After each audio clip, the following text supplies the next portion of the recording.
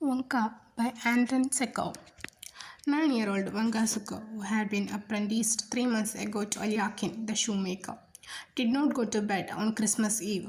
He waited till his master and mistress and the senior apprentices had gone to church, and then took from the cupboard a bottle of ink and a pen with a rusty nib, spread out a crumpled sheet of paper, and was all ready to write. Before tracing the first letter, he glanced several times anxiously at the door and window, peered at the dark icon with shelves holding cobbler's last stretching on either side of it, and gave a querying sigh. The paper lay on the bench, and Venka knelt on the floor at the bench. Dear Grandad, Konstantin Makarich, he wrote, I am writing a letter to you. I send you Christmas greetings and hope God will send you his blessings. I have no father and no mummy, and you are all I have left. Vanka raised his eyes to the dark window, pane in which the reflection of the candle flickered.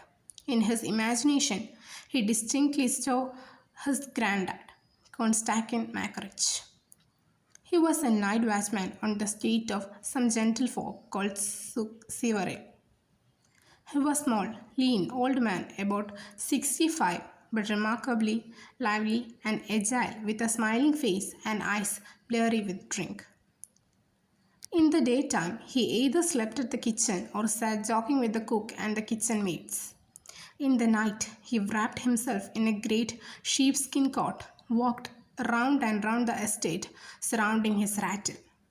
2 dogs, L. Kashtanga, would follow him with dropping heads.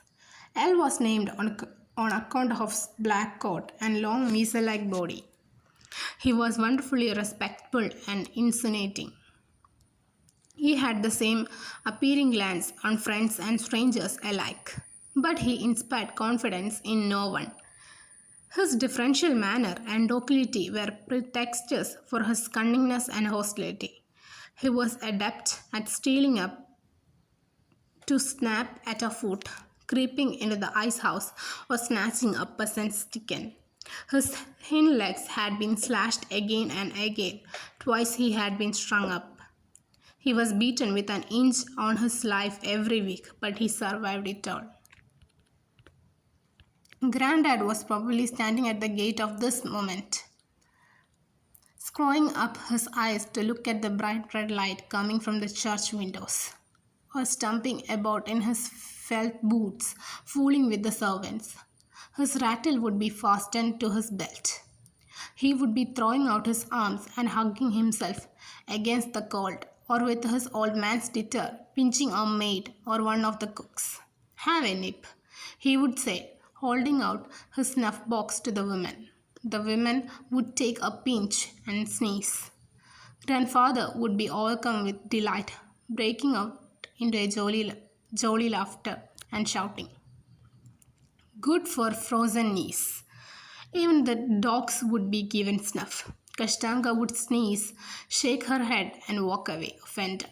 But L, too polite to sneeze, would wag his tail. And the weather was glorious. The air still transparent and fresh. It was dark night, but the whole village, with its white roofs, the smoke rising from the chimneys, the trees silver with rime, the snowdrifts, could be seen distinctly. The sky was sprinkled with gaily twinkling stars, and the Milky Way stood out as clearly as if newly scrubbed for the holy day and polished with snow. Vanka sighed, dipped his pen in the ink, and went on writing. And yesterday I had such a hiding. The master took me by the hair and dragged me into the yard, and beat me with the strap because by mistake I went to sleep while rocking their baby.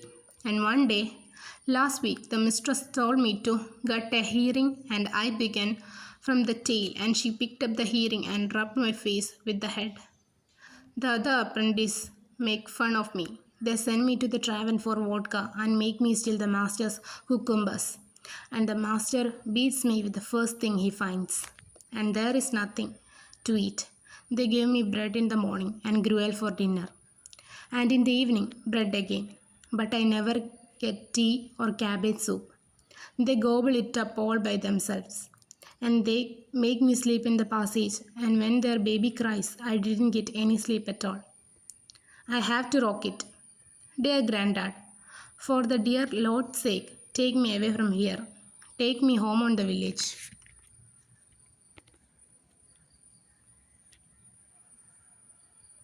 I can't bear it any longer.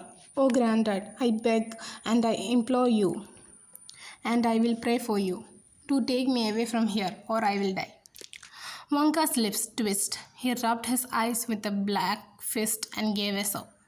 I will grind your snuff for you, he went on. I will pray for you, and you can flog me as hard as you like, if I am naughty. And if you think there is nothing for me to do, I will ask the steward and to take pity on me and let me clean the boots, or I will go as a shepherd boy instead of Fedya. Great Grandad, I can't stand it. It is killing me. I thought I would run away on foot to the village, but I have no boots and I am afraid of frost. And when I grow up to be a man, I will look after you and I will not let anyone harm you. And when you die, I will pray for your soul like I do for my mummy. Moscow is such a big town. There are so many gentlemen's houses and such a lot of horses and no sheep, and the dogs are not a bit fierce. The boys in the town don't roam the streets with stars, and they don't allow one to sing in church at Christmas. They were also seen selling fishing hooks that could even hold a sheath fish weighing 30 pounds. There are shops that have all sorts of guns just like the ones of the masters has at home. They must cost 100 ruble each. In the butchers' shops they sell grouse, woodcock and hares about which they don't say where they were shot.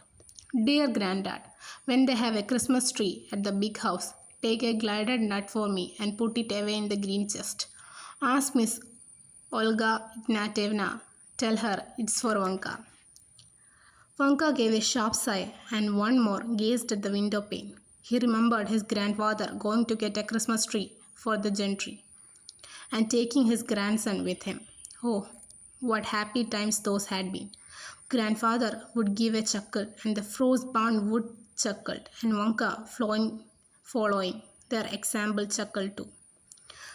Before chopping down the fire tree, grandfather would smoke a pipe, taking a long pinch of snuff and laugh at the shivering Vanka.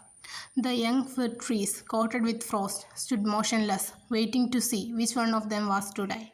And suddenly a hare would come leaping over a snowdrift, swift as an arrow. Grandfather could never help shouting, "Stop it, stop it, stop it! Oh, you subtle devil!" Grandfather would drag the tree to the big house and they would start decorating it. Miss Olaga, Vanka's favorite, was the busiest of all. While Pelagia, Vanka's mother, was alive and in service at the big house. Olga used to give Vanka sweets and amuse herself by teaching him to read, write, and count to 100, and even to dance the quadrille. But when Pelagia died, the orphan Vanka was sent down to the back kitchen to his grandfather, and from there to Moscow, to Alyakin the shoemaker. Come to me, dear Grandad, continued Vanka. I beg you for Christ's sake, take me away from here. Pity me, unhappy orphan. They beat me all the time, and I am always hungry, and I am so miserable here. I can't tell you. I cry all the time, and one day the master hit me over the head with a last, and I fell down and thought I would never get up again. I have such a miserable life, worse than dogs. And I send my love to Alyona, one-eyed Yegor, and the coachman, and don't give any concentrina to anyone. I remain your grandson, Ivan Vukov. Dear Grandad, do come. Vanka folded the sheet of paper in four and put it into an envelope which he had bought the day before for a kopeck. Then he paused to think, dipped his pen into the inkpot and wrote to grandfather in the village. Scratched his head, thought again, then added to Konstantin Makarich. Pleaded that no one had prevented him from writing. He put on his cap and ran into the street without putting his coat on over his shirt. The men at the butcher's told him when he asked them the day before.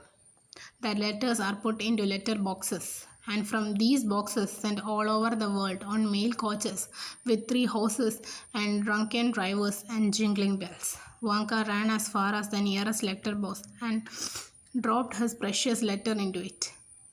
An hour later, lulled by rosy hopes, he was fast asleep. He dreamed of a stove. On the stove ledge sat his grandfather, his bare feet dangling, reading the letter to the cooks.